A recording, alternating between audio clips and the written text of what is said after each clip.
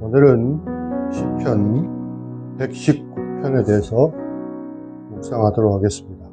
본 시의 주제는 위대한 하나님의 말씀입니다.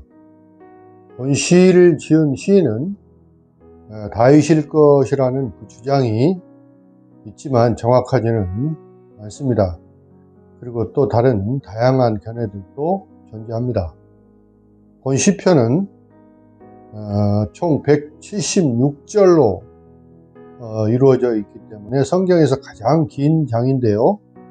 매 구절마다 하나님 말씀에 대한 장엄한 찬양이 기록되어 있습니다. 따라서 모든 시편 중에 가장 탁월한 시라고 말씀드릴 수 있으며 매우 찬란하고 빛나는 명구들로 가득 찬 시문학의 백미라고 할 수 있습니다. 또한 지혜문학적인 오색찬란한 잠언의 목걸이 또는 명시선집 또는 종합시라고 부르기도 합니다. 자, 이스라엘 종교문학 중에 가장 독보적인 지혜시라고 볼 수 있습니다. 자, C.S. 루이스는 정교한 공예인들이 사람들에게 사랑을 얻기 위해 공들여 수놓은 한 폭의 수혜품이라고 극찬을 아끼지 않았습니다. 자, 본 시편은 긴 장임에도 불구하고 대단히 단순하고 또한 정확하게 엮여져 있습니다. 원어 성경에 보면 본 시는 히브리어 22개 알파벳의 순서에 따라 22개 단락으로 질서 있게 나누어져 있는 답관체 또는 이합체 형식으로 되어 있습니다. 그리고 그 각 단락은 8절, 8절이면은 22개의 단락 곱하기 8, 8절씩 되어 있으면 총 176절이 되는 것이죠. 그리고 그 시작은 모두 같은 히브리어 문자로 되어 있습니다. 따라서 이러한 형식 때문에 알파벳 C 또는 팔진법 C라고 합니다. 이러한 형식을 취한 이유는 하나님의 자녀들이 반드시 기억해야 할 진리들을 잊어먹지 않고 효과적으로 잘 기억하도록 하기 위함입니다. 이러한 정교한 구성은 오직 하나님의 계시인 율법, 즉 하나님 말씀에 순종할 때 언약 백성에게 참다운 인생의 의미와 가치가 실현된다는 것을 강조하고 또 교훈하고 있는 가장 뛰어난 지혜문학이라는 것을 잘 보여주고 있습니다. 또한 본시에서 나타난 교훈과 은총과 섭리와 경고 그리고 약속과 안내의 말씀은 이스라엘에게만 적용되는 것이 아니라 전 인류에게 시대를 초월하여 유익을 주는 진리의 말씀입니다. 여러분, 본시는 믿고 따르는 자들에게 생명과 구원이 되시는 하나님의 말씀을 제시해주고 있습니다. 그리고 본시는 하나님과 그분의 말씀에 대한 찬양으로 가득 차 있습니다. 따라서 본시는 아주 깊고 깊은 의미를 지닌 그 교훈을 제시해주는 참된 종교 요약서라고 말씀드릴 수 있습니다.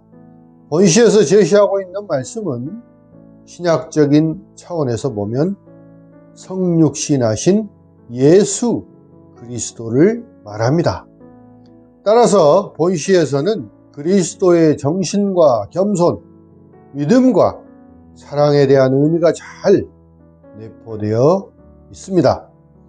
오늘 읽을 9절 말씀 65절부터 75절 말씀은 고난을 통해 주시는 말씀에 대한 확신과 고난을 통한 유익에 대해 표현하고 있습니다. 성도의 삶에도 고난은 닥쳐옵니다. 그렇다면 우리는 이 고난에 대해 어떠한 태도를 취해야 할까요? 고난조차도 삶의 유익으로 삼는 비결은 과연 무엇입니까? 사도 바울은 로마서 8장 13절에서 현재의 고난은 장차 우리에게 나타날 영광과 비교할 수 없도다, 이렇게 말씀하고 있습니다.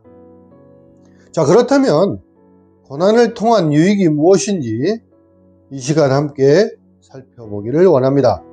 첫째, 고난을 당하면서 우리는 더욱 말씀대로 살게 됩니다. 67절 말씀에 잘 나타나 있는데요. 사람들은 말씀을 벗어나 살다가 어려운 고난을 당하게 되면 말씀대로 살지 못했던 것에 대해서 매우 후회합니다. 고난을 통해 우리에게 주신 교훈을 실로 매우 크게 느끼게 되는 것입니다. 여기서 우리는 그 교훈을 얻고 또 어떤 어려움을 당하더라도 하나님의 뜻을 발견하고 깨달아서 말씀에 좀 더 가까이 나아가야 할 것입니다. 두 번째, 고난을 통해 우리는 유익한 것을 발견하게 되었습니다. 71절 말씀에 잘 나타나 있습니다. 고난을 통해 우리는 많은 육체적, 물질적 손해를 보게 됩니다. 그런데 이러한 고난 가운데 우리가 받은 유익은 무엇입니까? 그것은 바로 영적인 면에서 얻은 유익입니다.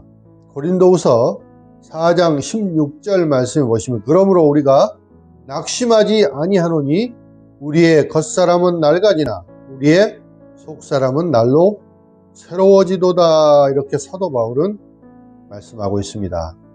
여러분, 고난을 마냥 피하지 말고 하나님을 의지하며 고난에 맞서서 영원히 잘 되기를 구하여야 할 것입니다.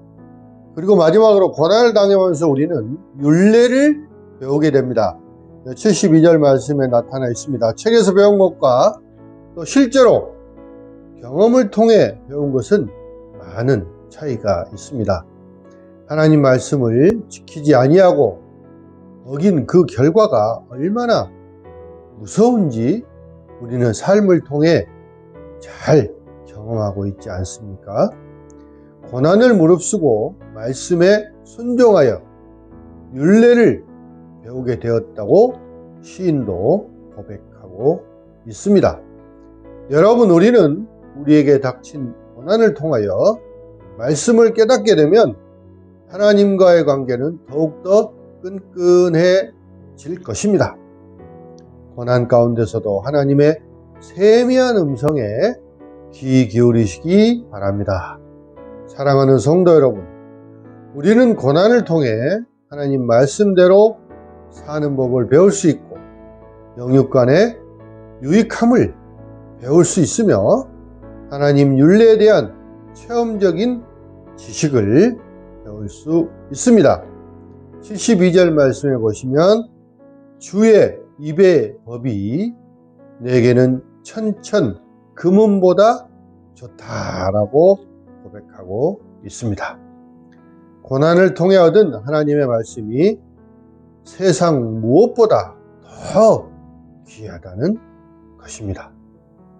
여러분, 고난 가운데 하나님의 뜻을 발견하고 그것을 소중히 간직하는 성도들이 다 되시기를 주님의 이름으로 축원합니다. 기도하겠습니다.